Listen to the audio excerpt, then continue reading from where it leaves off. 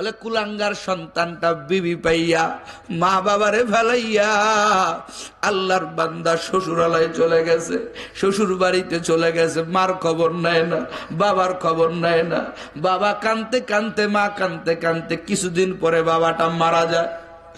ওর মায়া কাহা গেছে, কি করবে, কি খাবে, নিজের ভিটাটা পর্যন্ত বিক্রি করে দিছে। আরে যুবক, আমি ওই মহিলার কাছ থেকে জমিটুকু কিনেছি।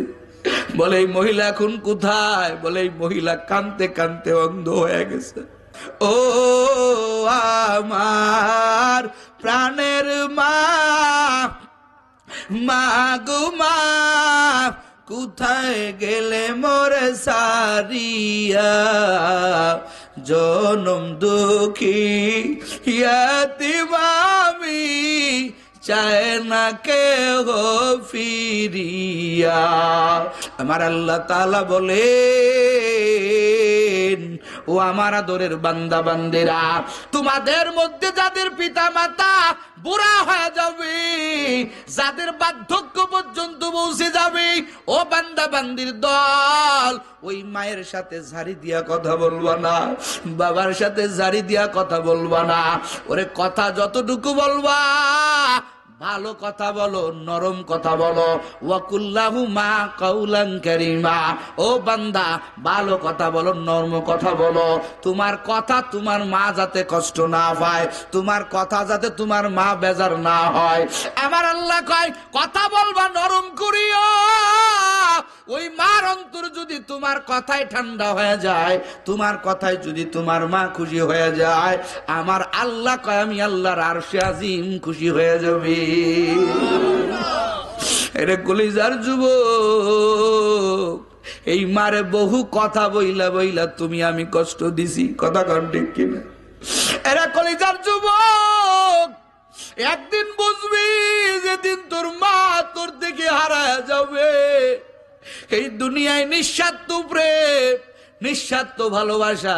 আমার আল্লাহ তাআলা বলেন, আমি আল্লাহ যেমন বান্দারে নিঃস্বার্থ প্রেম দিয়েছি, ভালোবাসা দিয়েই আর একজন জমিনে নিঃস্বার্থ প্রেম দেয়, নিঃস্বার্থ ভালোবাসা দেয়। তিনি হইলেন আমার আপনার গর্ভধারিণী মা আর জন্মদাতা বাবা। কথা বলেন ঠিক কিনা? এই জন্য আল্লাহ কয় তাদের সাথে নম্র কথা বলো, নম্র কথা বলো। তোমার একটা কথার দ্বারা তোমার মা যদি কষ্ট পায়, তোমার বাবা যদি কষ্ট পায়, আমার আল্লাহ তাআলা কষ্ট পেয়ে যাবে।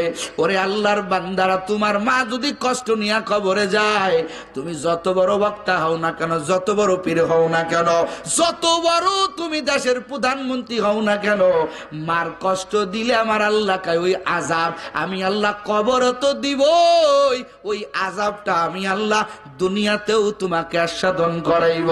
একটু জোরে কন নাউজুবিল্লাহ। এজন্য মায়ের সাথে বাবার সাথে নম্র ভাষায় কথা বলেন, ভালোবাসায় কথা বলেন। কারণ এই মা, এই বাবা আসমান থেকে আমার আপনার জন্য রহমতের ফয়সালা করে নিয়ে আসেন। কথা বলেন ঠিক কিনা? ওরে পর্দার আলে আম্মা জানেরা, এই মারা কত কষ্ট করে, জীবনের মায়া ত্যাগ করে দিয়া, নিজের বনসই লাগায় দিয়া। একটা মা বাচ্চা প্রসব করতে চায়, কত কষ্ট করে। এরে কলিজার যুবক, ওই মারে আঘাত দিয়া কথা বলি ওনারে বাবা। মার কবরের কাছে মাঝে মাঝে যাইবা, মার কাছে দোয়া করবা, মার জন্য দোয়া করবা। মায়ের জন্য আমার আল্লাহ দোয়া পর্যন্ত শিখায় দেয় দেয় রব্বির হামহুমা কামা রব্বায়ানি সগীরা। মাকে হাজার কষ্ট দিবা, একটু যাইয়া মায়ের হাতটা ধরবা, একটু যাইয়া মার মাথাটা সাপটায় দিবা, একটু যাইয়া মার পা দুটো একটু মুছে দিবা, মার পা দুটো একটু ধোয়া দিবা। দেখবা মার অন্তরটা ঠান্ডা হয়ে গেছে। কথা কন ঠিক কিনা? একটা কারগুজারি আপনাদেরকে শোনাই, ও কলেজার যুবক, এই কারগুজারিটা করে আমি আপনাদের থেকে বিদায় নিব। এক আল্লাহর বান্দা বইয়ের পাগল, বিয়া করে মা বাবারে ছাড়িয়া বোর সাথে বোর শ্বশুর বাড়ি চলে গেছে। মা বাবার খেয়াল করে না, মা আর বাবা দুজন কোনো কথা কয় না, বোর যুক্তি সই না, বোর সাথে চলে গেছে। কিন্তু মা বাবারে কষ্ট দিলে এটা দুনিয়ার কেউ না দেখলে একজন দেখেন, তিনি কে?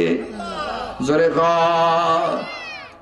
কিছুদিন পরে এই যুবকের আর শরীরে কোনো শক্তি নেই, কি নাই? কথা কয় না কে? বউ যেটার পাগল সেটা নাই, যুবকের টাকা নাই, যুবকের শারীরিক ক্ষমতা নাই। এবার বউকে তুমি আমার বাড়ির থেকে বাহির হও, তোমাকে আর এই বাড়িতে থাকতে দেব না। যুবক দীর্ঘ 2-3 বছর ওইখানে থাকার পরে যুবকের যখন যৌবন চলে গেল, যুবকের যখন সম্পদ চলে গেল, আর যুবকের দাম দেয় না। যুবক এবার বাড়ি থেকে, এবার শ্বশুর বাড়ি থেকে বাহির হয়ে আসছে, নিজের গ্রামের দিকে আসছে। আস্তে 3-4টা বছর এলাকার কোনো খোঁজ নাই, কিছু নাই। বাড়ির কাছে আইসা দেখে নিজেদের বাড়িটা একটা আঙ্গুরের বাগান হয়ে আছে। এক আল্লাহর বান্দা ওই আঙ্গুরের বাগানে পানি দিতেছে। ওই যুবক ডাক দিয়া কয়, ও আল্লাহর বান্দা, এইখানে তো আঙ্গুরের বাগান ছিল না, ব্যাপার কি, আঙ্গুরের বাগান হলো কেন? বলে এই জায়গাটা আমি একটা মহিলার কাছ থেকে কিনে নিয়েছি। বলে কেন? ওই আঙ্গুরের মালিক বলে তুমি তো জানো না, এই জায়গাটা যেই ব্যক্তি মালিক ছিল ওর একটা কুলাঙ্গার সন্তান ছিল। এই যুবককে চিনতে পারে নাই, এই সেই কুলাঙ্গার সন্তান। যুবক কয় কি হয়েছে বলো? বলে কুলাঙ্গার সন্তানটা বিবি পাইয়া মা বাবারে ফেলাইয়া আল্লাহর বান্দা শ্বশুরালয়ে চলে গেছে, শ্বশুর বাড়িতে চলে গেছে। মার খবর নেয় না, বাবার খবর নেয় না। বাবা কানতে কানতে, মা কানতে কানতে কিছুদিন পরে বাবাটা মারা যায়। ওর মা একা হয়ে গেছে, কি করবে, কি খাবে? নিজের ভিটাটা পর্যন্ত বিক্রি করে দিছে। আরে যুবক, আমি ওই মহিলার কাছ থেকে জমিটুকু কিনেছি। বলে এই মহিলা এখন কোথায়? বলে এই মহিলা কানতে কানতে অন্ধ হয়ে গেছে। এই মহিলা চোখে দেখে না, সারাদিন একটা লাঠি নিয়া এরকম ভাবে ধরে ধরে ভিক্ষা করে। যতটুকু খাবার পায় এতটুকু খাবার খায়, ঘরের ওই ঝুপটির মধ্যে থাকে। এই যুবক বলে এই ঝুপটিটা কোথায়? বলে ওই যে দেখা যায় রাস্তার কিনারে একটা ঝুপটি, ওই মহিলা সারাদিন ভিক্ষা করে আর এই ঝুপটির মধ্যে সে অবস্থান করে। এই যুবক দুই চোখের পানি কান্না, দুই চোখের পানি ছেড়ে দিয়া ঝুপটির কিনারায় চলে গেছে। এরা কলিজার ভাই। যুবক যাইয়া দেখে মা ঝুপটির ভিতরে যায় না, মাঝে বসে কাঁদতেছে। কি কান্না করে রে? মা যায় না মাঝে বসিয়া দুটো হাত আসমানে তুলে দিয়ে কাঁদতেছে আর বলতেছে, মালিক আয় আল্লাহ, আমার ছায়া থেকে আমার স্বামীরেও নিয়ে নিলা। একটা সন্তান ছিল রে মালিক, যেই সন্তান আমারে মা কয়া ডাকবে আমি কত খুশি হইব রে মালিক। এই সন্তানটাও তুমি আমার থেকে দূরে সরাই দিলা। আল্লাহ, আমি তো বড় কমজোর হয়ে গেছি, আমি বড় দুর্বল হয়ে গেছি। এখন যদি মরিয়া যাই, কবরে নামানোর মতো আমার কেউ নাই যে আমার লাশটা নিয়ে কবরে নামাইবে। মা কাঁদতেছে আর দোয়া করতেছে। এই সন্তান পিছনে দাঁড়ায় দাঁড়ায় শুনতেছে মা কি দোয়া করে। মা দোয়া করে, মালিক রে, আমার হারানো সন্তান তুমি আমার বুকে ফেরত দাও। কমস কম মরে গেলে আমার সন্তান আমারে কোলে করিয়া আমারে কবরে নামাইবে। আমি কোনো বেগানার হাতে কবরে যেতে চাই না। ও আল্লাহ, আমার কলিজার সন্তানটা ফিরাইয়া দাও। আমি আমার সন্তানের হাতে শেষবারের মতো কবরে যাব। আল্লাহু আকবার জোরে কর। সন্তানটা হাউ করে পিছন দিক দিয়ে ধরাইয়া ধরছে। ও মা, আমি তো ভাবছি তুমি আমার জন্য বদদোয়া করো, আমি তো ভাবছি তুমি আমার জন্য বদদোয়া করো, কিন্তু আমি দেখলাম আজও তুমি আমার অপেক্ষা করো। আমার জন্য মাওলার কাছে চোখের পানি জমা দাও। ও মা, তুমি আমারে মাফ করে দাও। তোমার যে অন্তরে কষ্ট দিয়েছি, ও মা, তুমি আমারে মাফ করে দাও। সন্তানটারে মা বুকের সাথে জড়াইয়া মুখের দিকে হাত দেয়। মা কয়, সন্তান আজকে কত বছর তোরে দেখতে পাই না, তোরে হারাইয়া তোর চিন্তায় কানতে কানতে আমি মা দুটা চোখ অন্ধ বানায় ফেলছি। বাবারে তুই আসছো, কমাস কম তোর হাতের জানা জানিয়া আমি যেদিন মরে যাব, তুই নিজে আমারে কোলে করিয়া আমার লাশটা তুই কবরে দাফন করে দিবি। একটু জোরে কন্যা বাবা সুবহানাল্লাহ। জীবনের মূল কষ্ট মায়ের প্রসব বেদনা, সাত আসমান সাত জমিন তখন মায়েরই মাথায়। সেই মায়েকে কেমনে আজি, সেই মায়েকে কেমনে আজি যাব আমি ভুলিয়া।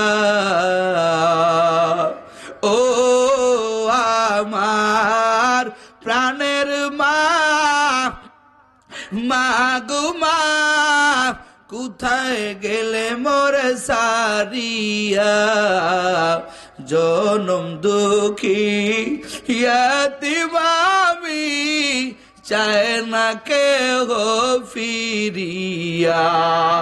ও আমার প্রাণের মা, মা গো মা, কোথায় গেলে মোরে সারিয়া। জনম দুঃখী ইয়াতীম আমি, চায় না কেহ ফিরিয়া। আমি যখন ছিলাম আমার মায়ের উদরে, চলা ফিরা করলেন সে মা কত কষ্ট করে। আমার সুন্দর মুখ দেখে মায়ে,